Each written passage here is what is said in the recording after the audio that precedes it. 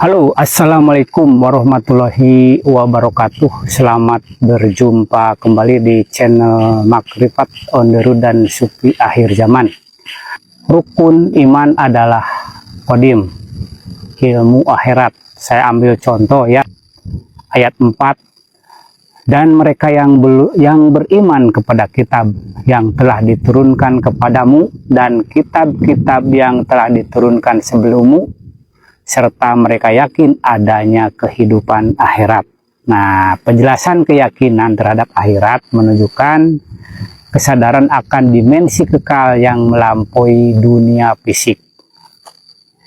Akhirat sebagai realitas qadim adalah tujuan akhir perjalanan ruhani manusia, mengingatkan bahwa kehidupan dunia hanyalah persiapan menuju kehidupan yang kekal abadi. Yang kedua, agama juga qadim. Ya, qadim ini mutlak kekal. Jadi bukan di alam baharu hubungannya. Ayat 2, kitab ini tidak ada keraguan padanya. Petunjuk bagi mereka yang bertakwa. Dan ayat yang 3 yaitu mereka yang beriman kepada yang gaib, mendirikan sholat dan menafkahkan sebagian rezeki yang kami anugerahkan kepada mereka. Ini menunjukkan penjelasannya ya, agama sebagai sistem petunjuk bersifat azali, sudah ada sejak awal penciptaan manusia. Ibadah seperti sholat, infak adalah simbol-simbol koneksi manusia dengan hukum ilahi yang sudah tertanam di dalam fitrah manusia sejak awal keberadaannya. Jadi bukan hal baru, sebagai bentuk penghambaan kepada Tuhan yang qadim. Nah, yang ketiga, Rasul juga qadim. Rasul itu bukan manusia. Yang ayatnya, dan mereka yang beriman kepada kitab yang telah diturunkan kepadamu dan kitab-kitab yang telah diturunkan sebelummu, serta mereka yakin adanya kehidupan akhirat. Penjelasannya, para Rasul adalah penghubung manusia dengan sumber wahyu qadim. Di pembawa wahyu itu melalui Rasul. Mereka hadir sebagai manifestasi kasih sayang Tuhan, membawa cahaya petunjuk yang terus-menerus mengingatkan manusia akan fitrah ketuhanan dan janji primordial di alam arwah. Nah, hubungannya dengan Rasul adalah membawa kitab. Yang ayat 2, kitab Al-Quran ini tidak ada keraguan padanya, petunjuk bagi mereka yang bertakwa. Dan ayat 4, dan mereka beriman kepada kitab yang telah diturunkan kepadamu dan kitab yang telah diturunkan sebelummu. Jadi ingat, kitab-kitab, bukan Al-Quran aja loh, kitab-kitab. Penjelasannya, kitab-kitab suci adalah pancaran ilmu Tuhan yang kekal. Al-Quran sebagai kalam qadim, menyempurnakan kitab-kitab sebelumnya, menjadi manifestasi nyata dari pengetahuan ilahi yang tak terbatas, menuntun manusia kembali kepada sumber asalnya, yang mana di ujungnya adalah Tuhan yang maha segalanya, termasuk maha qadim di balik pembawa wasilah atau ulil amri minkum. Alif Lam Mim. Nah, penjelasan huruf-huruf muqatta'ah melambangkan misteri ketuhanan yang hanya bisa dipahami melalui penyaksian batin dan bimbingan para pembawa wasilah. Tuhan sebagai zat qadim berada di balik tabir mereka yang hanya dapat diakses melalui para pewaris ruhnya. Ada pertemuan dengan Tuhan, pertemuan dengan kami, dan utusan pembawa tali wasilah. Merekalah yang mendapat petunjuk dari Tuhan mereka, dan mereka itulah orang-orang yang beruntung.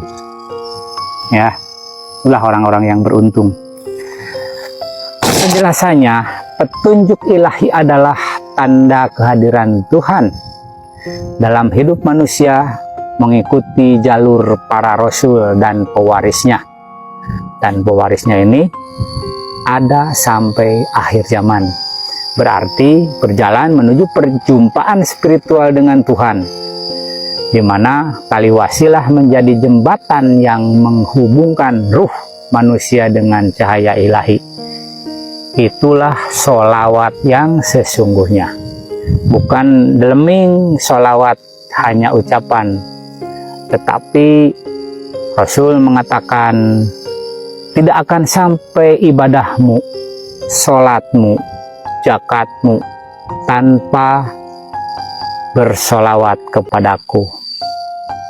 Dan artinya itu adalah tali hubungan antara Tuhan, Rasul, dan pembawanya yang minkum.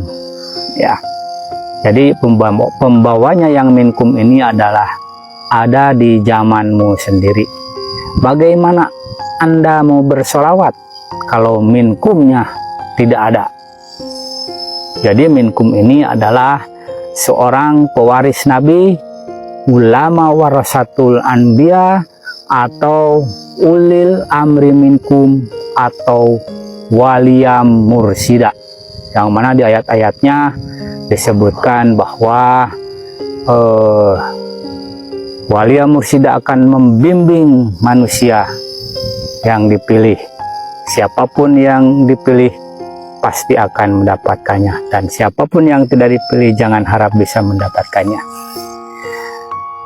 Seperti di Ar-Rahman 33, wahai jin dan manusia tidak akan sanggup menembus antara batas langit dan bumi kecuali dengan kekuatan Allah. Apakah kekuatan Allah itu bisa didapat? Oh, bisa. Kekuatan Allah adalah Asy-Syura 52, yaitu nur iman dan nur kitab. Jadi orang-orang yang sudah mendapatkan nur iman dan nur kitab di Asy-Syura 52, yaitu baiat. Itu adalah bentuk aplikasi untuk bisa menembus batas langit dan bumi, yang mana sholawat bisa menembus batas langit dan bumi. Sedangkan tanpa sholawat orang tidak akan bisa menembus batas langit dan bumi. Nah, orang-orang yang bisa menembus batas langit dan bumi adalah orang-orang yang sudah mendapatkan Asy-Syura 52. Nah, untuk mendapatkannya carilah Al-Maidah 35. Wabtagu ilaihil wasilah, carilah jalan wasilah. Itulah kelengkapannya. Jadi yang bisa memberikan kekuatan ilahi atau kekuatan Tuhan adalah waliyam mursida, karena dia akan memberikan, menanamkan cahaya ilahi, nur iman dan nur kitab. Awal mula orang dan sholawat itu adalah dikhususkan untuk orang yang beriman. Ya ayyuhalladzina amanu shollu alaihi wasallimu taslima. Untuk orang beriman, dan orang beriman adalah Asy-Syura 52 yang sudah mendapatkan nur iman dan nur kitab. Jangan bilang sudah beriman seperti Al-Hujurat 14. Ini tentang Thorekoh Qadim Naqsabandiyah Kholidiyah Nusantara. Salam kebangkitan agama tauhid, salam taklim makrifat ilahi anta maksudi waridoka matlubi. Assalamualaikum warahmatullahi wabarakatuh.